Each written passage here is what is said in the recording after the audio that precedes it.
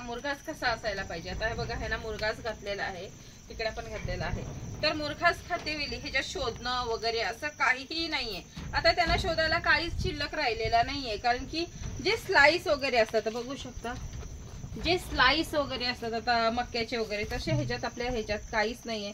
दाण्यांचं जे दाणे असतात ना कणसाला त्याचा सुद्धा पूर्ण भुस्सा होऊन मिक्स झालेला आहे ह्याच्यात, त्यामुळे ह्यांना शोधायला वगैरे असं नाही तर काय काय काय करतात, जे स्लाइस असतील किंवा दाणे असतील ना तेवढं ती पहिली खातात. पण आपल्यात तसं काही नाहीये. असा मुरघास असायला पाहिजे, ज्याने की उलट असा जर मुरघास असेल जे दाणे वगैरे पूर्ण मिक्स झालेला असेल ना तर उत्तम मुरघास तो असतो. आणि असाच आपल्याला क्वालिटीचा मुरघास पाहिजे. आता तसं बघायला गेलं तर आता नवीन बघा ट्रॅक्टरला वगैरे कुटी करतात मुरघासाचे वगैरे, ती मात्र आता चांगली होती, ती अशा टाइप मध्ये होते. पण आता काही लोक घरात वगैरे करतात ते पहिल्याच्या ह्याच्यात, मग त्याच्यात अर्ध्या इंचाची स्लाइस निघतात. पण ती काय करतात माहिती का, जेवढं दाणेच आहे ना तेवढं खातात आणि मग चारा वगैरे जर बारीक असेल तो खातात आणि जर समजा जाड असेल तर ती खात नाही. मेंढरांना हा बारीकच लागतो, त्यामुळे जितका बारीक चारा असेल मुरघास वगैरे तितका बारीक चांगला असतो ह्यांच्यासाठी. खायला पण पटापटा खातात, शोधाशोधीची काही भानगड राहत नाही. त्यामुळे काय करायचं, आपल्याला जेव्हा मुरघास करायचा त्यावेळेला असा बारीक मुरघास असणं गरजेचं आहे, ज्याने की आपला जो चारा आहे तो अजिबात वाया जाणार नाहीये आणि पूर्णतः खाल्ला जाणार, ही लोक खाणार. त्यामुळे काय होतंय का, ही जे आपले प्राणी आहेत ना ते जो चारा जेवढा खातील तेवढा चांगला आहे, वेस्टेज जाणून आपलं नुकसान आहे. आणि जेव्हा आपण मुरघास करताना मक्का सिलेक्ट करतो ना त्यावेळेला मक्याचा कणीस जो आहे तो असं 2 तुकडे करायचे आहेत आपल्याला. आणि जे दाणे असतात ना तो जो भाग आहे तो कमीत कमी 70% पिवळा भाग पाहिजे आणि 30% पांढरा असला तरी चालेल. त्याने काय होते माहिती, तसली मक्का जो आहे तो मुरघासाला सिलेक्ट करायची आहे.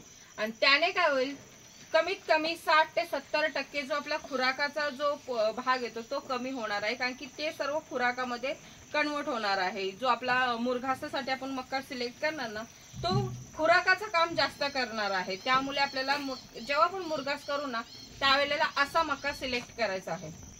आता यांना जो मुरघास घातलेला आहे किती म्हणजे जर आपण असं हे नाहीये, फास्ट खाण्याची गती जी आहे ती खूप फास्ट आहे. आम्हाला काय होणार आहे, जास्तीत जास्त पटापट ती खाणार आणि नंतर मग ती रिलॅक्स मध्ये बसणार आहे. आपण 1 टाइम मध्येच घालतो मुरघास, त्यामुळे काय होतं, जितका बारीक चारा असेल मुरघास तेवढा चांगला असतो. आणि 1 टाइम मध्येच घालायचं आहे, त्याने काय होतं, ही पटापट खाऊन मात्र रिलॅक्स मध्ये राहतात आणि मग नंतर रवत करत बसतात. खूप शांत असतात मग रवत करताना, काही कारण की त्यांचा पोट भरलेला असतो. त्यामुळे त्यांना जो रवत करतात तोही आपला जो चारा आहे त्याचा उत्तम रिझल्ट येतो. आणि ना नेहमी पण जेव्हा आपण अशी लहान प्राणी सांभाळतो ना त्यावेळेला मात्र असा मुरघास असणं गरजेचं आहे. थोडासा म्हणजे कसं आहे, करायला वगैरे करायच्या वेळेला आपल्याला त्रास असतो आणि ठेवायचा त्रास असतो. पण मात्र जर असे क्वालिटी प्राणी जर करायचे आहेत आणि सांभाळायचे असे लहान प्राणी आहेत तर मात्र हा त्रास सहन करायला लागतो. तर हा त्रास म्हणजे थोड्या दिवसासाठी असतो, जो सर आपण करतोय दर टायमाला नाही. रोज उठा, जा वैरण आणा आणि वैरण आणून ह्यांना घाला असा त्रास नाहीये, कारण की तो त्रास पेक्षा हा त्रास बरा आहे. समजा 15 दिवस त्रास होईल, 20 दिवस त्रास होईल तुम्हाला, पण तो त्रास एकदा घ्याल नंतरच्या टायमाला तुम्हाला रिलॅक्स असणार आहे बाकीचे कामं करायला. पण सारखंच वैरण आणा ह्याच्यात आपल्याला काय अर्थ नाही. त्यामुळे भले जरी ठेवायला आपल्याला त्रास झाला किंवा असं करायला थोडा दिवस त्रास झाला तरी चालेल, पण आपली जी मेंढरं वगैरे आहेत, लहान प्राणी वगैरे, ती मात्र क्वालिटीची राहतात. आणि नंतरचा जो आपला त्रास आहे तो कमी करायसाठी आपल्याला थोडा त्रास घ्यावा लागतो. तसं बघायला गेलं तर आपण जो चाऱ्याचा आपण खूप सारे असे प्रयोग केलेले आहेत चाऱ्यावरती.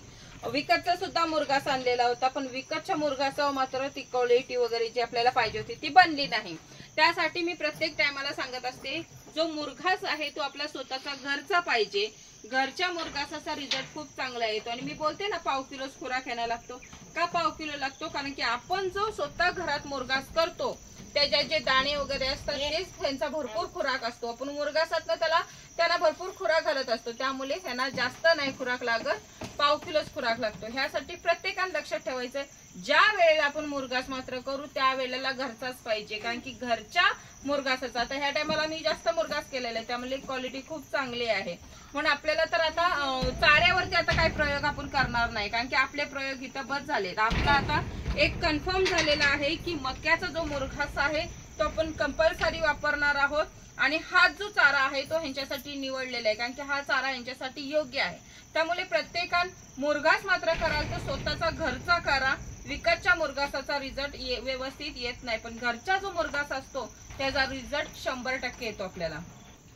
आणि तसंच आहे आपण जो हा मुरघास वगैरे, आता काही लोकांकडे मेथी घास, दशरथ घास वगैरे भरपूर काही चारे असतात, तर त्याच्यासोबतच तुम्ही घालत असाल ठीक आहे ते चारे, पण त्याच्यासोबतच कमीत कमी 1.5 ते 2 किलो है ना मुरघास हा मक्याचा 100% घाला.